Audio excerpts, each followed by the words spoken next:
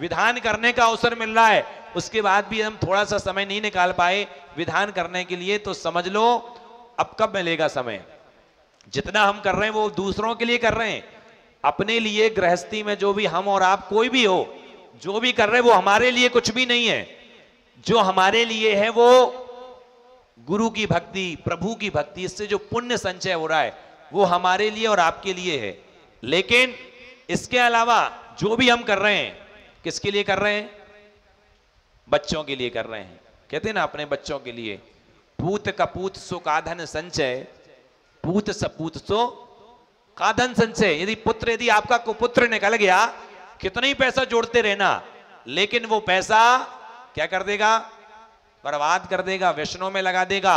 और यदि आपका पुत्र सुपुत्र निकल गया तो आपको पैसा जोड़ने की आवश्यकता नहीं, वो खुद कमा लेगा। तो क्यों ना हम अपने लिए कुछ कमा लें। आज सिद्ध चक्र महामंडल विधान का पहला दिन था, शुरुआत नहीं हुई, कल से विधान प्रारंभ होगा। कुछ लोग कह रहे थे भैया जी यहाँ थोड़ी देर से जगते हैं लोग, एक दो दिन जब जग जाते हैं लोग, देखा थे कौन कौन बैठो है, तो देखा था कि भैया हमारा कोनो जानकार कोई बैठो तो हम भी बैठ जाएं। तो हमें कहा ठीक है, अच्छी बात है, देख लो एक दिन।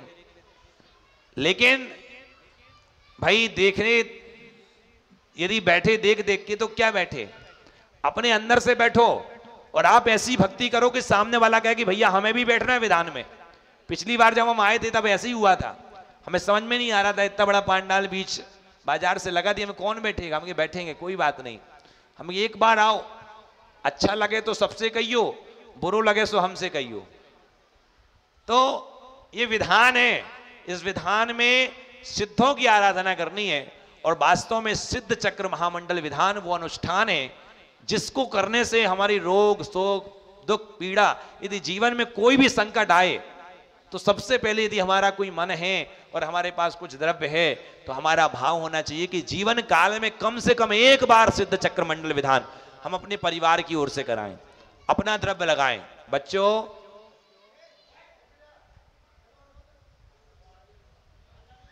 ये कूलर बंद कर दो ना, मैंने कहा था ना कूलर बंद कर दो। अब आप कूलर चलाओगे फिर कहो बच्चे नहीं आए तो कैसे होगा। हाँ कूलर बंद कर दो, गर्मी लगेगी, बाहर हो जाएंगे सब। तो मैं क्या कह रहा था, सिद्ध चक्र महामंडल विधान जीवन में एक बार जरूर सबका भाव होना चाहिए कि कम से कम हमारे जीवन में यदि हमने गृहस्थ में, क्योंकि कहते ना साधु के पास कौड़ी तो वो दो कौड़ी के, और गृहस्थ के पास कौड़ी नहीं है सो दो कौड़ी के। तो गृहस्थ धर्म में ये तो चाहिए, लेकिन उसका प्रयोग कैसे करना ये हमारे ऊपर है। यदि हमारे पास धन है और धन का उपयोग हम अच्छे कार्यों में कर रहे हैं, हम विधान अनुष्ठान में करा रहे हैं, ये हमारे लिए स्वयं के लिए है। हमने पैसा मिला पुण्य के उदय से, क्योंकि पैसा भी उन्हीं को मिलता है जिनका पुण्य उदय होता है। पुण्य से लक्ष्मी आती है, लेकिन वो पुण्य कहीं पाप में ना लग जाए हमारा, इसलिए इस सिद्धों की आराधना करने का अवसर मिल रहा है। वो भी पूज्य मुनिवर समत्तु सागर महाराज जी का मंगल सानिध्य मिल रहा है। तो मैं आप लोगों से कहूंगा, जितने लोग अभी माताएं, बहुत कम लोग बैठे थे, 500 घर की समाज है, यदि एक घर से एक एक भी बैठ जाए तो 500 में तो पूरा ये भर जाएगा। लेकिन कोई बात नहीं, जैसा मुझे बताया कि एक दिन बाद उठते हैं, तो हम एक दिन हम जगा रहे हैं आप लोगों को। यदि ये मौका छोड़ दिया तो बाद में आपको लगेगा कि बहुत अच्छा विधान हुआ, सब कुछ हुआ, लेकिन हम उसमें लाभ नहीं ले पाए। कुछ लोगों की मजबूरी है कि 6 तारीख तक किसी की शोर सूतक आदि है, तो वो बात अलग है कि भाई वो चाह करके भी नहीं बैठ पा रहे हैं। लेकिन यदि आपको, सुधा सागर महाराज जी कहते हैं कि यदि आपको दोनों हाथ भगवान ने पैर सही सलामत दिए, आपको पुरुष बने हो और आपको सब कुछ मिला, उसके बाद भी यदि अभिषेक नहीं कर रहे हो तो इससे ज्यादा घाटे का सौदा क्या होगा। जैन कुल मिला, उसके बाद भी हम अभिषेक नहीं कर पा रहे भगवान जिनेंद्र का, तो क्या होगा कि हमारा सौभाग्य है कि देव भी उनको छू नहीं सकते। हम बोलते हैं सुर गण जिन्हें न छू सकते, आज हम उन्हें सिर धरते, कि जिनको देव भी स्पर्श नहीं कर सकते उनको हम आए, सौभाग्य है कि हम अपने मस्तक पर रखते हैं, उनका अभिषेक करते हैं। और उसके बाद भी यदि हम अभिषेक भी नहीं कर रहे हैं तो इसका मतलब ये है कि हम बहुत घाटे का सौदा कर रहे हैं।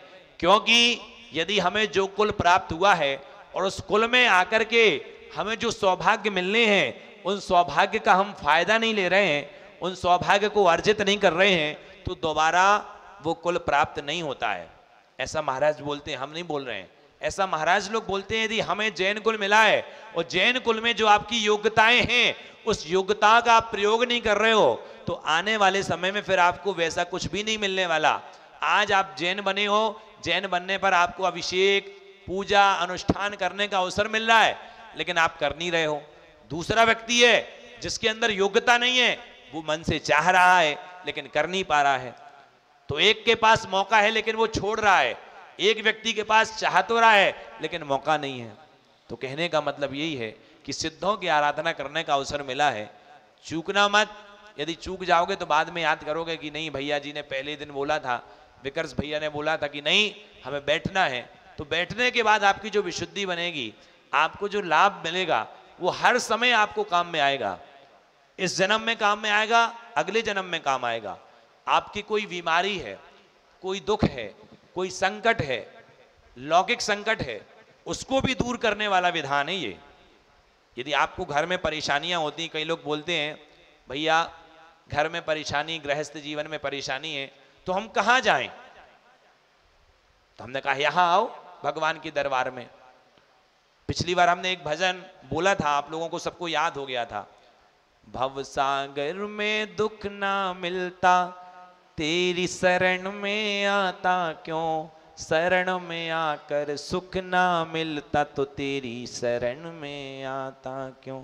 कि भगवान भवसागर में दुख ना मिलता तो तेरी शरण में क्यों आता, और आपकी शरण में भी आकर के यदि सुख ना मिलता तो आपकी शरण में क्यों आता। और भगवान से कह रहे थे कि हे भगवान, ना तुमसे कुछ मांग रहा मैं, ना ही कोई भिखारी हूं, स्वामी सेवक को देता है, मैं तो भक्त पुजारी हूं।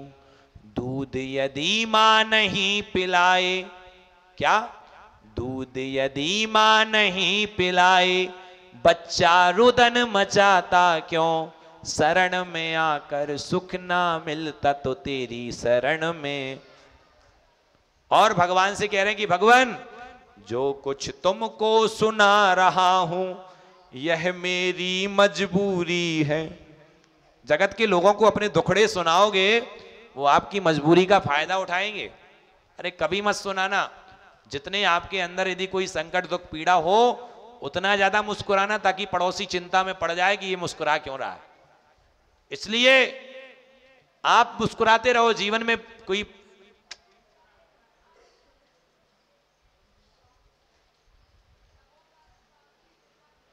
जीवन में यदि कोई परेशानी दुख पीड़ा कुछ भी हो तो आपको क्या करना है, इस्माइल करना है, मुस्कुराना है। मैंने एक व्यक्ति से पूछा है अहमदाबाद में कि भैया कैसे हो। अब अहमदाबाद के लोग गुजराती भाषा में बोलते हैं। मैंने कहा भैया कैसे हो, उन्होंने कहा भैया जी मानो तो मौज छे नहीं तो टेंशन तो रोज छे। मानो तो मौज नहीं तो टेंशन तो रोज है। इसलिए कहने का मतलब टेंशन कुछ ना कुछ तो लगी रहेगी, क्योंकि जब तक हम संसार में हैं, आप हैं, हम हैं, कुछ ना कुछ परेशानी तो होगी। लेकिन उसके बाद भी यदि हम मुस्कुराते हैं तो निश्चित ही सामने वाला पड़ोसी और भी जितने लोग हैं उनके मन में एक विकल्प आएगा, ये मुस्कुरा क्यों रहा है, इसके जीवन में इतनी पीड़ा है। इसलिए आप कभी जीवन में मुस्कुराना ना छोड़ें, क्योंकि जिसकी मस्ती जिंदा है उसकी हस्ती जिंदा है, नहीं तो समझो वो जबरदस्ती जिंदा है। इसलिए हमारा जैन धर्म जबरदस्ती का धर्म नहीं है, जैन धर्म जबरदस्त धर्म है।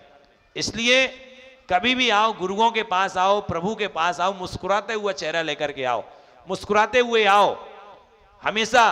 क्योंकि घर में हम मुस्कुरा नहीं पाते, मुस्कुराना भी चाहें तो भी नहीं मुस्कुरा पाते।